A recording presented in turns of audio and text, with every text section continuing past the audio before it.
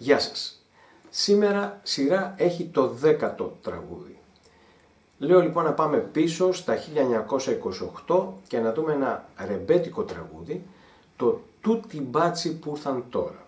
Είναι ένα εύκολο τραγούδι όπου η εισαγωγή και τα λόγια είναι το ίδιο. Θα το παίξω πρώτα μια φορά και μετά θα το αναλύσουμε. Πάμε λοιπόν.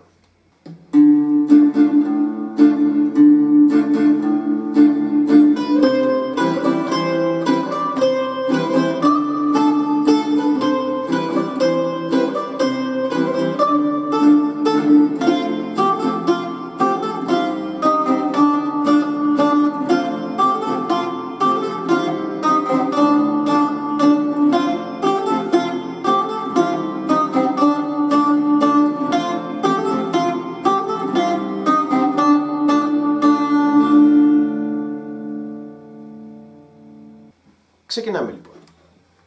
Σι στο ένατο διάστημα της πρώτης χορδής. Σι, ντο, σι, ρε, ντο, σι, ρε, ντο, σι, ντο, ρε, λα, λα. Αυτό που ακολουθεί είναι το ίδιο. Σι, ντο, σι, ρε, ντο, σι, ρε, ντο, σι, ντο, ρε, λα, λα. Προχωράω.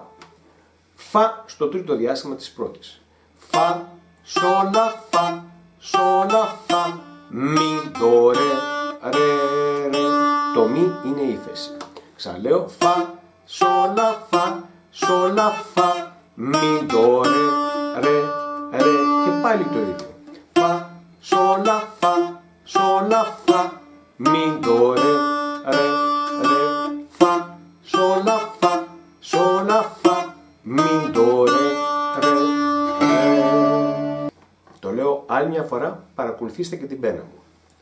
Σι, ντο, σι, ρε, ντο, σι, ρε, ντο, σι, ντο, ρε, λα, λα, σι, ντο, σι, ρε, ντο, σι, ρε, ντο, σι, ντο, ρε, λα, λα, φα, σόλα, φα, σόλα, φα, μι, ντο, ρε, ρε, ρε, φα, σόλα, φα, σόλα, φα, μι, ντο, ρε, ρε, ρε. Και πάλι. Φα, σόλα, φα, σόλα, φα, μι, ντο, ρε, ρε, ρε. Φα, σόλα, φα, σόλα, φα, μι, ντο, ρε, ρε, ρε.